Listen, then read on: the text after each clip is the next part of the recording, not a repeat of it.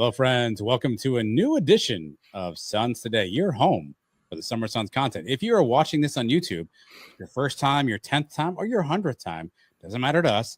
Hit subscribe. It really helps us out, and you'll never miss anything that we do around here with the Suns. My name is Adam Mead, and as always, my good friend Trace Trocco is joining us again for another episode of Suns Today. Trace, my friend, how are you? I am good. Good to see you in this format, Adam, after having seen you at UCF for Coaches Media Day, meaning UCF football is back. We don't have to speculate. Well, we can speculate, but now we've got actual football practice video to overanalyze, football to talk about. It's good to see you again. Not only can we speculate, Trace, we will speculate on this year's program. We'll have that. We'll have mailbag, grinding our gears.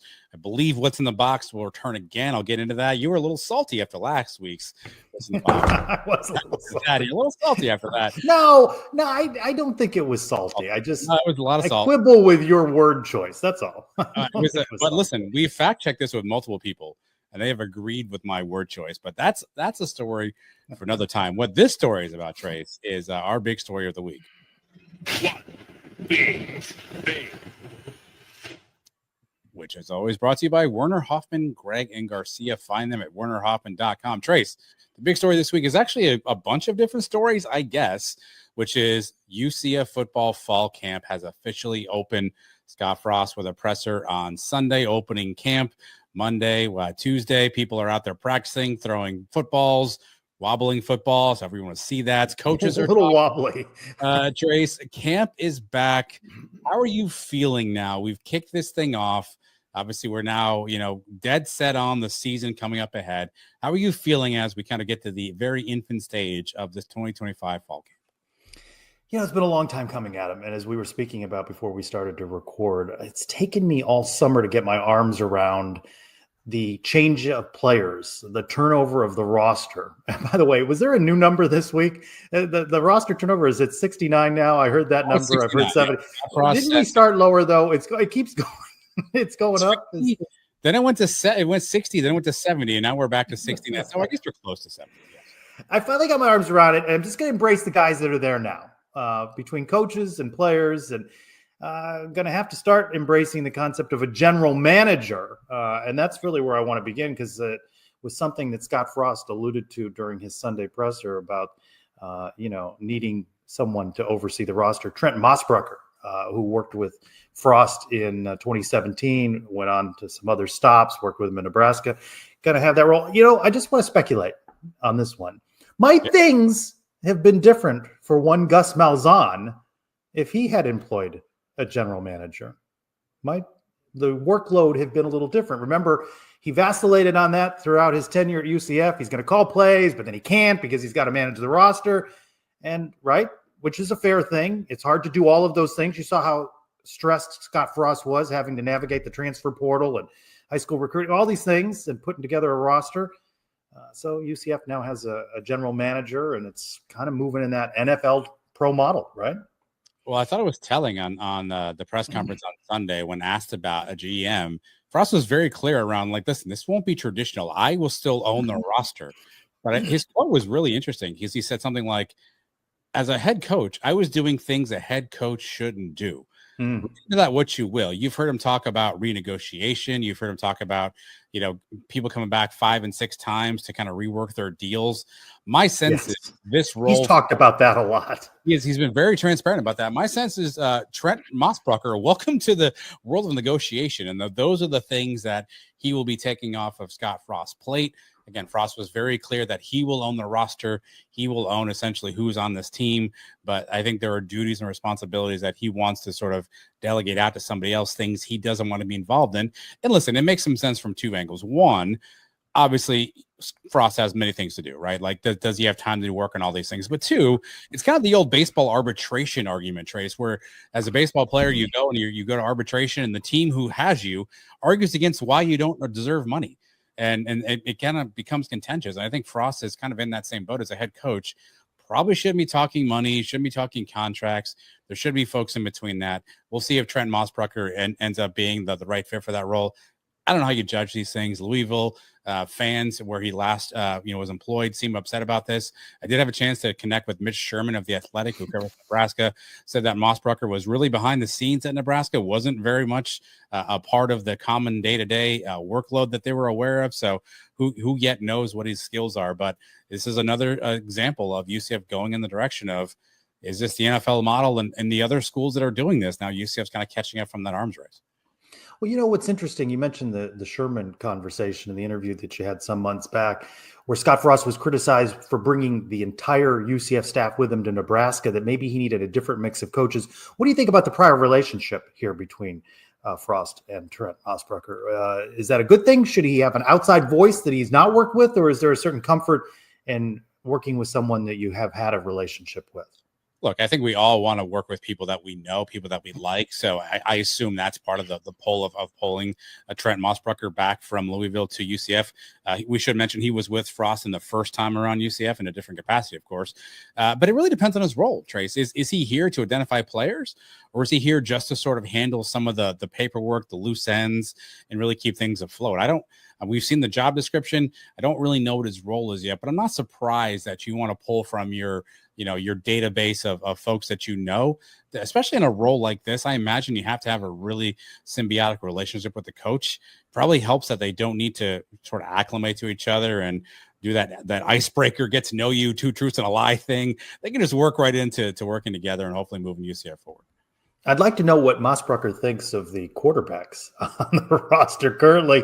It's overreaction time, Adam. That's what happens during the first week of practice and the 20 minutes of action that we get to see this time inside the field house. What did you make of the passes? I imagine Gus Malzahn would have pulled out his hair had he known that the video clips showing incompletes and drop passes were being shown all over the place.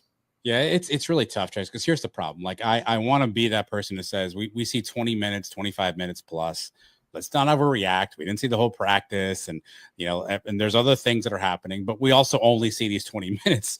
So it's hard to not overreact and not to blow these things out of proportion. But it certainly looked rough on day one. The passes we saw. Day one, that was the key. The passes we saw looked a little rough. We saw a couple of interceptions. We saw a couple of wide open throws.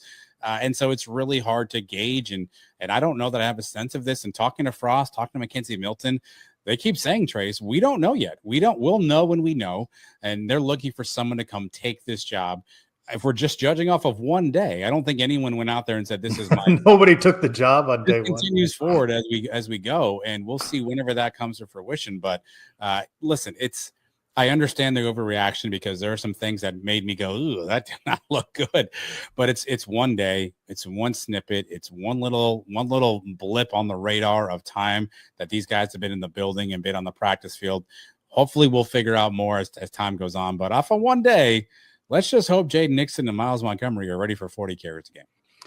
So where do you stand here in the first week of practice? I polled on it on the Sons of UCF Twitter account, 55% believing Taven Jackson will be your game one starter, 38% Jakari Brown, 8% Cam Fancher. I didn't list other or any fourth choice, thinking it would be one of those three. Where do you stand right now? And we may discuss this week to week leading up to the home opener in a couple of weeks.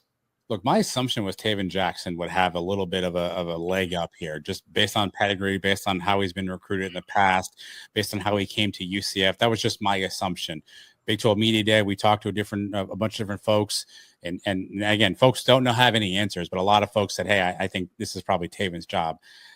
I said this before. I think there's something about Jakari Brown that Scott Frost and this staff really, really like. He's obviously a dynamic athlete.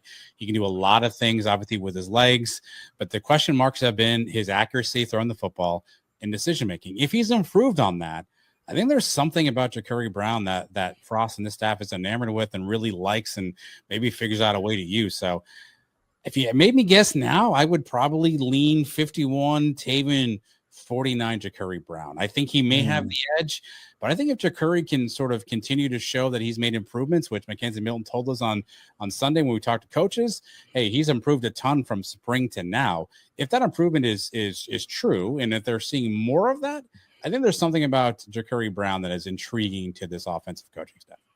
Were we setting the number at 2.5 quarterbacks that start games or play games? Because I feel pretty good about 2 and Taven and Jakari that would maybe start a game over the course of the season. Is it start or play on that 2.5 number we talked about a couple of weeks ago? It's a great question. Let's say it's start. And I think I feel good about those 2, and I trouble seeing a third. Barring an injury. I still may take the over, Trace. I still may take the over. Who's your third? You get Cam Fancher in there for a start. Davy Belfort. I think if things are maybe a little rocky and we're not seeing what we need to see, and there's a little bit of a lull on the offense, you need a spark. Listen, I was going back to 2016 tape, and I hate to keep going back to the past to try to understand the present, because it's different times, it's different conferences, it's different everything. But you were around in 2016, Trace. How much were you hearing about Mackenzie Milton in July, August of 2016? No, and I was sharing with you, I remember the media day in what is now the Garvey Nutrition Center, and Mackenzie Milton with a long skateboard just leaning against the wall, taking it all in while all media surrounded Justin Holman. And we know how that all turned out in 2016. Of course, 2016 also ends with many of the fan base, you know who you are, booing Mackenzie Milton in the bowl game. So it's funny to look back, and you were there for Coach's Media Day on Sunday. Isn't it funny to see now quarterback coach Mackenzie Milton in the locker room fielding questions from the media, some 8 to 10 years removed from his playing days at UCF? It certainly is surreal. But back to that point, you can't tell me later in the season, maybe things are getting a little bit outside. We're not seeing what we want. That Frost won't turn to a number 10 in Davy Belfort and say, let's see what you got, kid. So I'm going to take the over on 3 just because you never know what's going to happen. I think Frost will play who we can play. But Trace, listen, there's a lot of talk about quarterback. What other? I have a question about another position group that I heard a lot about when we were there on Sunday talking to coaches. Is there any other question mark you have? Let's put quarterback aside. I have question marks about every biggest question marks that you have. I know it's easy to say wide receiver, and I have no idea who's going to emerge there. I remain concerned about the offensive line and whether you have 2 deep, Big 12 level offensive line. And I don't think we've seen that. I know they rushed for a lot of yards last year with RJ Harvey, but I'm not sure about that. And I don't know. I want to see how they play. Not so much North Carolina, but take me on the road to Manhattan, Kansas, and let me see them play the Kansas State Wildcats, and then let me see what they do. So that remains my biggest concern. I think O-line, listen, this offense cannot move. I said this last time we were on the Suns Today program. This offense can't move without those 5 people up front blocking. I do think receiver is a problem. I mean, Frost talked about, hey, it's a young, inexperienced group. Who's going to step up? Sean Beckton on Sunday when we talked to him mentioned something very similar. I think there's a lot of unknowns on this wide receiver group, Trace. I think, would you say then you have more questions? If you just do the math, we have questions about O-line. We have questions about receiver and quarterback. So the offense is really the position. I actually feel pretty good about the tight end position. Right? That's the one I feel about. Where they made. What's your over under on the cost seg advisor 24? Was it 24 and a half? Give me the over on that one. We feel good about tight end. We feel good about running back. So at this point, as you do the analysis, you feel better about the defense. Yes. At this time than you do the offense. Yes. Yes. And there are a lot of questions there. I feel better about the defensive line than the offensive line, and I still don't know what they've got at linebacker, and we'll see. We were talking last week about whether the Knights can score 27, 28 points a game. I don't know. They may need the defense to bail them out. Scott Frost told us, hey, we're going to do what we got to do. He said he thinks the defense is good. And if we need to score points, we'll score points.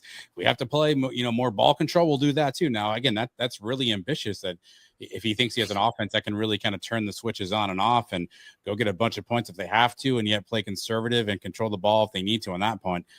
And listen, if he has that confidence, I hope he's correct, because that's not an easy task. There are NFL teams who can't figure out how to turn that switch on and off. If he feels like he's got that here, I'm hoping for it. But you're going to need to convince me a little bit first before I'm going to completely buy into that. And Scott Frost and his coaching staff see far more of these players. They're breaking down film. We get 20 minutes. We have conversations with coaches and players. So we don't know as much, but I don't think they know, really. Yeah. And I bet if Scott Frost were to write down a prediction on the record of this team, a la George O'Leary, and put it in an envelope, put it in the top drawer of his desk, I'd be curious as to what he'd say. I don't think he writes down 9-3. I'm curious whether he writes down 6-6 or whether he knows what he's got and he writes down 3-9. You know, what's interesting is he likes to say this team was a better team last year than 4-8, which I think a lot of us agree with. Yes. But he doesn't have last year's team to take from 4-8 to 6-6 or 7-5. He had the 2015 Knights under George O'Leary that he could take from 0 wins to 6. He doesn't have that cast of characters. If he had last year's players, yeah, I'm pretty confident. But he's got this year's players, and he knows more than we do, but I don't think he knows what he's got. Then if a wide receiver steps up, to Sean Beckton's point, right? More than one step up, going to be their job, right? So they may step up. They may be our next Marlon Williams and, all the names. But which one of those guys is going to do that? I don't know. They don't know. And we'll see how many answers we get at the next media availability with Coach Frost. Last one to wrap up on this topic. We had a chance, again, to meet all 10 coaches on Sunday. Who stood out to you? Who was impressive to you? Again, this is a new staff, although you've known some of these coaches before in their previous stints. Who stood out to you? Who was impressive to you? I will just say the way we and the Suns Army divided things up amongst the great cast of characters that we have. I didn't get to speak with everybody. I enjoyed 10, 12 minutes with Pete Allen.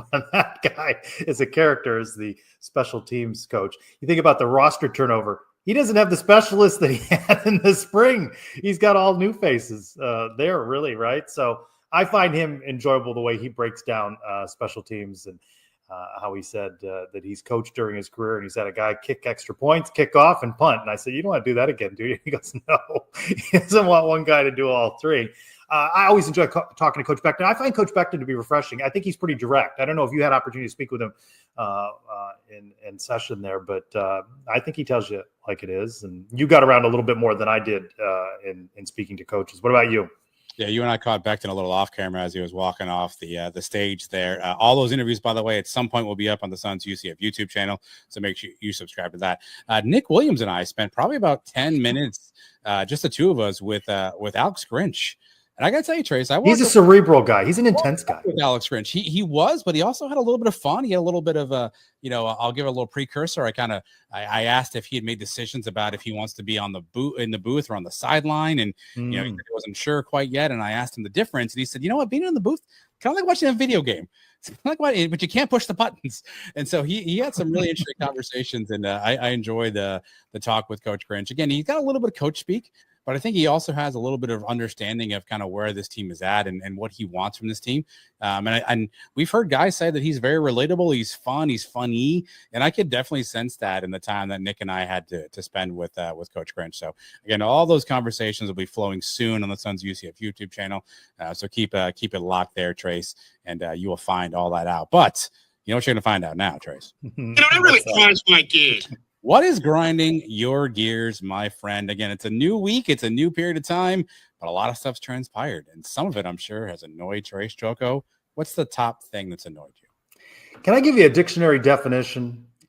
Primarily concerned with making money at the expense of ethics. That's one definition of the word mercenary. It was the word mercenary used by UCF head coach Scott Frost during his media availability. I find Coach Frost to be refreshing in direct contrast to his predecessor at UCF, one Gus Malzahn, perhaps a little too candid. I think Scott Frost is still adjusting to this. I sense a little like he understands. He played the game. I think he, at some level, right, he has said, I understand a guy, right, wanting to make $1, and certainly NCAA programs make a lot of dollars off of college students.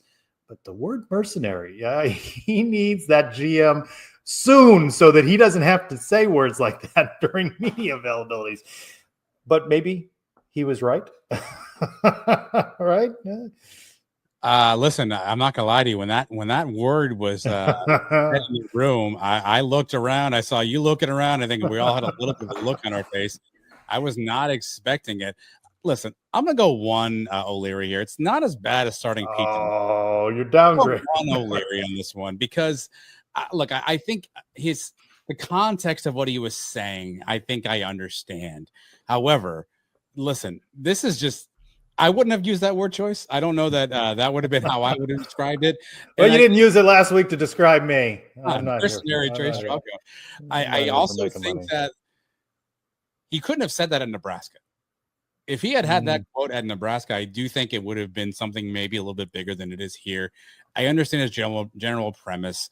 I get what he's kind of frustrated about, and I understand it. I wouldn't have used it myself, but it's not as bad as starting Pete DeNovo. I'm going to give it 1 O'Leary on the index. I think he'll probably come up with a better word next time. I think he kind of got caught up in the air with the ball there. Didn't know what to do. That was the word that came out.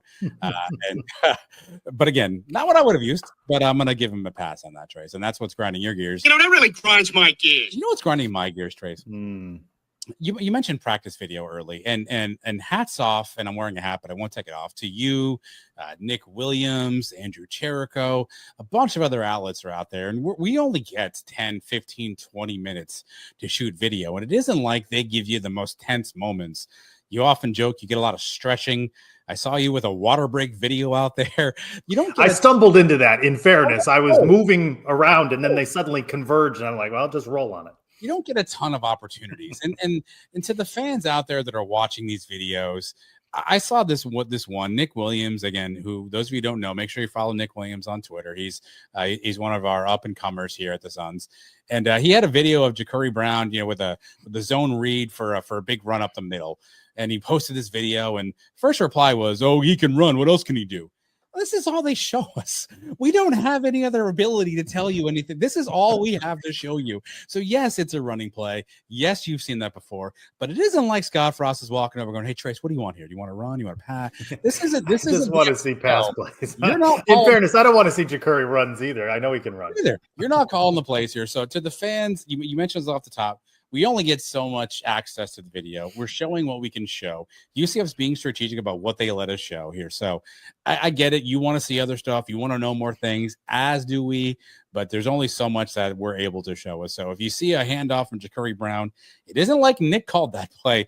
He's just a man on the sideline with a phone, Trace. That's what's grinding my gears.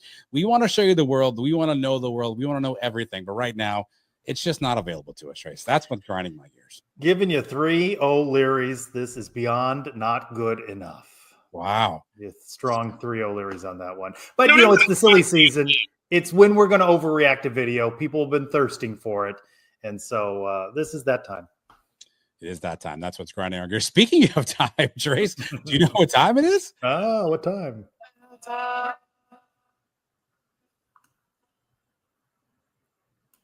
It's time for the mailbag, Trace. Speaking of mailbag, Florida Football Prep.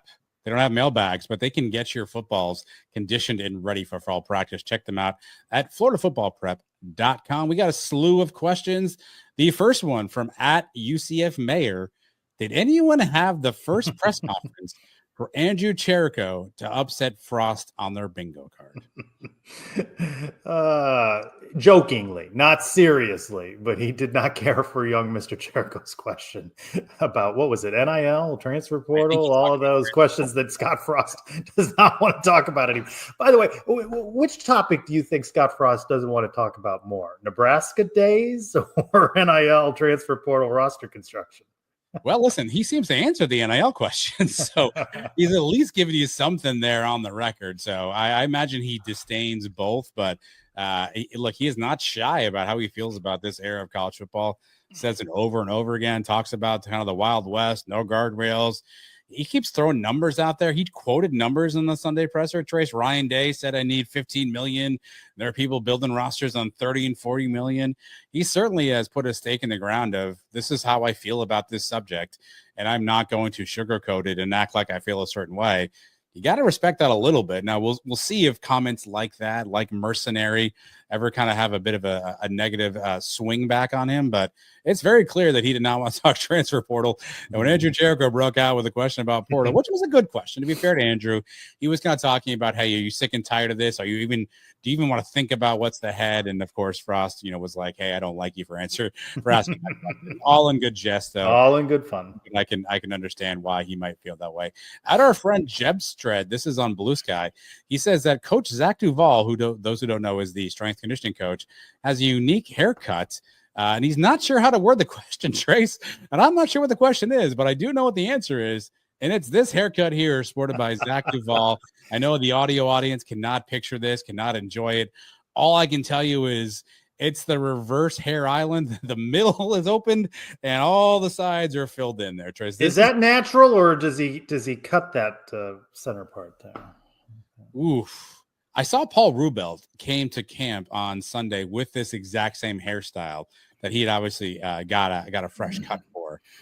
I gotta assume this can't be intentional. This man looks like somebody who does not care much about his hairstyle to go to some sort of a hair salon of sorts and say, hey, here's what I really want. I just can't see it. I gotta imagine this is natural. What's the most radical thing you've done in a hairstyle? Well, back in my UCF day, I was a big hair dyer. This was circa 2000.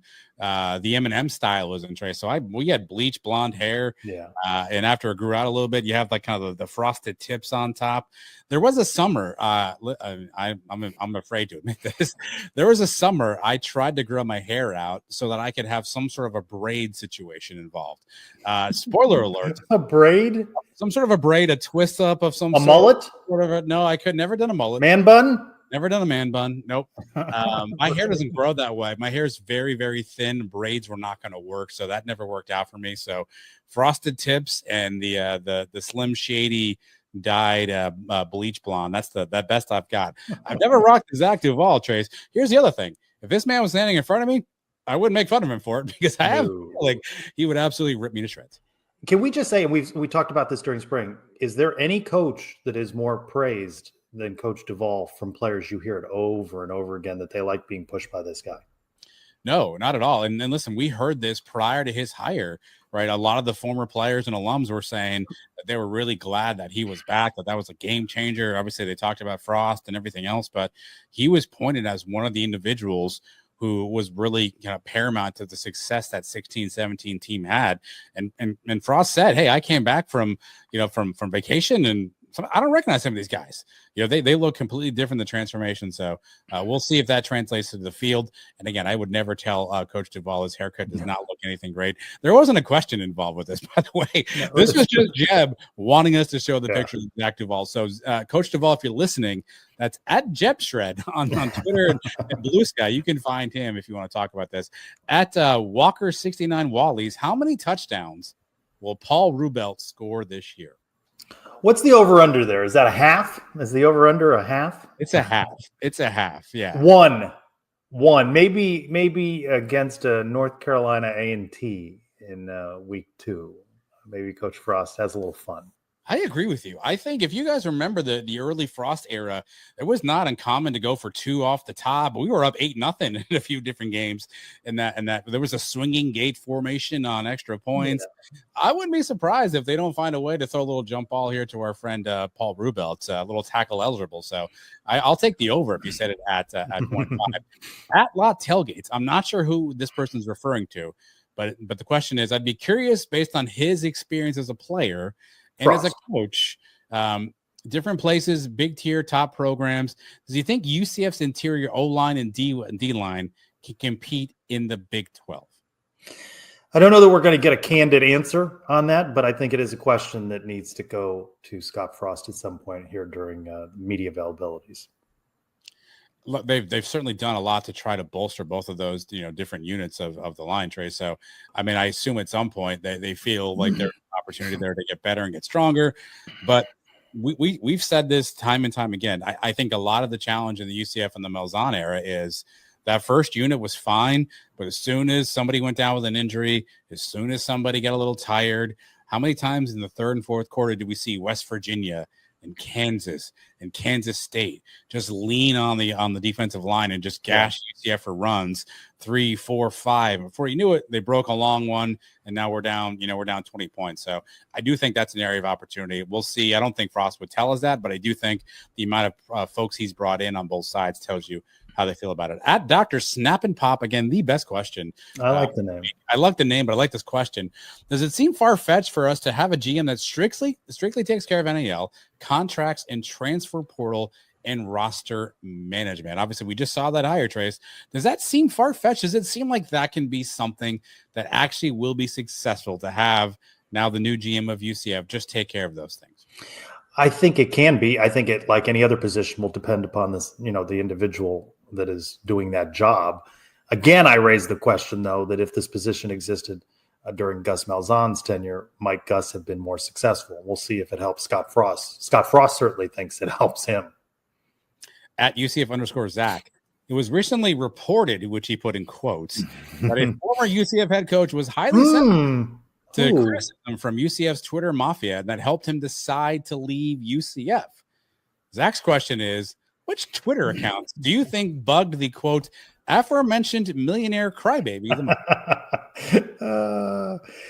I will say, and we can speak candidly about this, I found Gus Malzahn to be a little thin-skinned, that he didn't like criticism. You know this story. The audience doesn't know this story, but I got to talking to a time or two, Adam, about my tone and tenor and questions of Coach Malzahn in media availabilities. And I shrugged that off and laughed. That the multimillionaire Gus Malzahn, I think, could be criticized for play calling. Does Gus Malzahn know more about football than me? Certainly he does. That doesn't mean I don't get to ask him a question. I know this is social media driven. I will also tell you that I have on good authority from high-ranking officials within UCF athletics that our friend, JP Gilbert, annoys the hell out of several in UCF athletics, which I find to be crazy too. As funny as JP can be, why you would ever allow the Twitter mafia, an individual poster, a member of the media, to get under your skin is beyond me. Listen, I think the biggest story with all this is Darren Stoltzfus off the hook for that pressure cooker question during Gus Malzahn's opening. We need to have Darren back on and talk about it. I haven't seen Darren in a while. Vindicated, because clearly, perhaps that was something that was there. At Riley Carey 16, when will Coach Lounsbury be back on Suns Live, Trace? I saw Coach at practice, always with a hearty handshake. Oh, we'll have him back, right? We're getting ready for the season. I exchanged messages with Coach just the other day. He was amped up about practice starting. He can't wait to get out there. He, like the rest of us, doesn't really know what to expect out of this team. So he's out there kind of watching, observing as well. So as soon as we get the live show spun back up, we'll certainly reach out to Coach Lounsbury. And he always has a standing invitation for the Sons of UCF. At blackgold_ad, lots of reports that the Big 12 said no to Memphis, in part because of the recent struggles from schools from the American, i.e. UCF, Houston, Cincinnati. Would you say UCF has disappointed since they've been in the Big 12, Trace? Nah. I think they see the potential of UCF and the other brands. I think there was going to be struggle in the transition. I don't think that's I'd be curious as to, I didn't see that, by the way. I don't question blackgold_ed, but I didn't see those reports. I do think that these leagues have all sorts of metrics, from TV ratings to enrollment to donors and such, and they make decisions, right, about the viability of programs. I don't know what's holding Memphis back. I don't know that they're that appealing. Do you? I mean, I think they're riding on some of their long ago basketball success. I don't find them to be quite the dominant brand in basketball that they once were. So I don't know what the big appeal is. And so what value do they bring? What would adding them bring to the Big 12? Just another mouth to feed, which is easy now to say. The UCF is one of the 16 being fed. I don't consider it to be a disappointment. If you're going to say things like, if you could have UCF or FSU at that same time, who do you take? I don't know that UCF wins that, that battle, but they made the decision. They're going to power forward and build the brand as best they can with the schools that they have. Lots to unpack on this one. First, do I think it's disappointing? Look, I think the Big 12 probably hoped UCF maybe was a little bit more competitive. I think, a 4-8 season is probably not what they were expecting. But you mentioned it, it's a transition. Schools are going to struggle. And so I think they probably understood that part. In terms of Memphis, there's no incentive to add Memphis right now. Yeah, they were off in $250 million, but you do the math. That's not a ton of money per school. And literally the week after that comes out, what do we hear, Trace? And again, how true any of this stuff is, I have no idea. North Carolina kicking the tires in the SEC. All of a sudden, if they leave the ACC, does that make that domino fall even less? The Big 12 contract and TV is up in 2031. There's no need to make a move now. They're not going to get extra dollars, to your point, from any other TV entity if they bring in Memphis right now in 2025. You play the long game. If the ACC crumbles and there's a few schools there, then if you're Brett Yormark, you go, hey, let me grab a North Carolina State if they're available. Let me grab a Virginia if they're available, right? I think those schools probably move the dollar needle a little bit more. I think if you're the Big 12, it's probably closer to 2028, 2029. The TV contract again expires in 31. I think that's when you start looking at some schools potentially to make a move. But why do that now if you don't have to? And we're all forgetting, by the way, Memphis makes 17. You really can't make a conference of 17. So now you need an 18th. Who are you bringing in then? If Memphis isn't on the fence, who's available?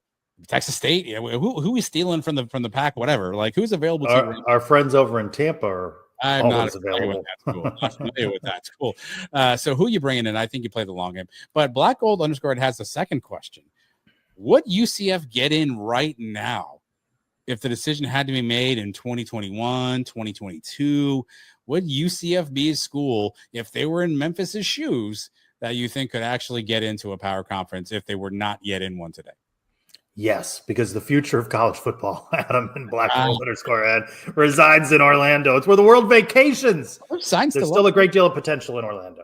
Scott Frost talked a lot about old signs being up in the building still, which he appreciated because he didn't have to put those back up. Is the future of college football sign? I didn't see it on the wrap. I didn't see that. Was that at the yard sale? They just sold those. I did not see that sign up. But again, thank you all for your questions. Call for questions come out in the beginning of each week. So make sure you get your question in. We'll be happy to answer those for you here at the Sons of UCF. Trace, but the time everybody loves. I know that you got to get prepared now. The time for What's in the Box, brought to you by our friends at Alumni Hall, 4100 North Valafea Trail or alumnihall.com. Search UCF. I have a bit of an announcement, Trace, while you're talking here, while you're rummaging. We may have a giveaway soon coming from our friends at Alumni Hall. So make sure you're locked in here at the Sons of UCF if you want to get involved in the giveaway. What's the question that's sure to make you mad at me this week, Trace? No, this one. If you could spend the weekend in any city, which would you choose and why? It's a tough one. What's going on in the city? What time of the year is it? Like you can make it anything you want. So I would always love a dream sort of sports weekend. I'd love to hit multiple sporting events in a major city, in multiple stadiums in a weekend. So I know the sporting calendar doesn't always line up, but you give me an MLS game on a Friday, which they don't play on Fridays, I get, but you give me MLS. No, hey, Friday. Orlando City played last Friday, so there were Friday games. You give me college football on a Saturday. You give me NFL on a Sunday. You give me something like that where I can sort of make that happen. I'm in. Now, again, I don't want to go to Stillwater perhaps, but if this is happening in the Dallas Metroplex and Chicago and New York, Seattle. I've never been to Seattle. I wouldn't mind checking this out in Seattle if there's an option available to me there. So that's I guess that's my dream. So give me the city where I can pack in 3 to 4 sporting events in a 3 or 4 weekend. You know what I almost did a couple of years ago, Trace? Now that we're talking, just you and me here. Big golf guy, as you know. The Phoenix Waste Management Open is every February. Is that the Drunk Fest golf tournament? Yes, that's the Drunk Fest. If you can throw in a golf tournament, you throw in a basketball game around that time. There's a football game laying around. I can catch out. That's the kind of weekend I'm in on. My family won't watch this, luckily, so they won't notice. I did not mention them at all, but that would be the weekend I would choose. Give me a weekend series at Wrigley Field, where I've been many times as a Cubs fan. But a friend of mine asked me if I'd ever sat on the rooftops, any of those rooftop locations, and I haven't. I've been at various points, including the bleachers for games, but never been out there, and I think I might want to do that. I want to go back to a question that I had for you. You may have seen the report that former UCF baseball coach Greg Lovelady may be returning to the greater Central Florida area as an assistant at Stetson in DeLand. And I asked our mutual friend Eric Lopez, what percentage chance do you think I'd have of getting a one-on-one with Greg Lovelady? And I hadn't even finished texting it to Elo, and he was 0%. And so I said, well, what about Adam? Adam, he's landing good interviews. Elo goes 0. Wow. So my question to you is same 2 questions there. What I put in a request at Stetson. I'd like to catch up with Greg Lovelady back in Central Florida. What percent do you put? First off, let me pull my Michael Jordan here. I took that personally. I love a good challenge, Elo. So that's why I decided to share that with you. That's an idea. If you're listening, check your inbox. If you have an email already. I would hope that you would be able to have a conversation with Greg Lovelady. I would hope that I could. I'm capable. Well, despite of what have came out or had came out of the last time you and Greg spoke one-on-one, I would hope Greg would have the ability to say, hey, Greg, maybe could have handled that in a conversation better. I would hope he doesn't hold you in any sort of an ill light there. However, I could see how he might go, you know what, last time it just didn't work out, yada, yada, yada. So I'm going to give you 20% 20 one-on-one. But I hope 85% that you and Greg could talk off the record. I would hope that you could pick up the phone and you could talk to Greg. He might say, you know what, Chase, I just really don't want to I don't want to go on the camera. But I would hope that you two can have a conversation civilly and do that. Now, again, here's the problem. He's the assistant coach at Stetson Baseball. Yeah. I don't know what the media availability policies are on the assistant baseball coaches at probably not getting a lot of questions. And so, however, Stetson will have a media day. Close to you. Is anyone listening here? Fun confession. There was an interim period of time where Greg Lovelady, as far as we understood it, was not currently engaged with any university. I DM'd that man like 3 or 4 times in an effort to try to get him to come talk to us. Never once responded. So what do you put your percentages at? Would I put you at 20? I mean, give me 49%. I don't feel good about it. Very confident. I find that to be confident. I don't feel good about it. I feel you like don't like Elo's 0. So no, you're blacklisted because of me. But again, I don't even. Your name wouldn't even have to come up in the conversation. Like, hey, Mr. McGillicuddy at Stetson. We used to cover Greg when he was at UCF. We'd love to catch up, see how he was doing, and just kind of welcome him to the Central Florida area. Love to catch up. What do you think? That would be my pitch. It wouldn't be. Are you going to do it? Hey, I'm not afraid to. I mean, I've pestered many a family member, many an individual to try to get guests on this particular program. So I'm not opposed to it. No, stay tuned. I ask him though. So if you get Greg Lovelady, Greg and Trace, big sit down. What's the first question? Oh, I don't know. I haven't. How you been? What's up? What's new? Where you been? Been up to? How was Purdue? How was Purdue? That's a really interesting question. Well, stay tuned to the Sons of UCF YouTube channel. If you're not subscribed, you might want to do that right now because you never know when a Greg Lovelady interview may pop up on that channel. It seems slim based on Eric Lopez's evaluation of it, but you just never. What do you put Eric's chances if Eric made the request? That's a great. I gotta believe very similar. I mean, I'll put him. What I say, 49 for me. Yeah. 49.5 for Elo. I just think Lovelady's probably in a spot where he just wants to move on from UCF. Doesn't want to talk about it. Wants to put it in the past. Can't wait for that midweek game. The way that he wanted to. I just think he probably wants to just kind of move forward, put it in the past, not talk about it. So I don't think anybody is really getting a conversation on the record or on tape or on audio with Greg Lovelady. So 49.5 for Elo. I think maybe he considers it. Maybe he says, thanks for the opportunity. I'd rather pass right now. You may not even get a response. I think Elo at least gets a thanks, but no thanks. Something to watch for. Something to watch for.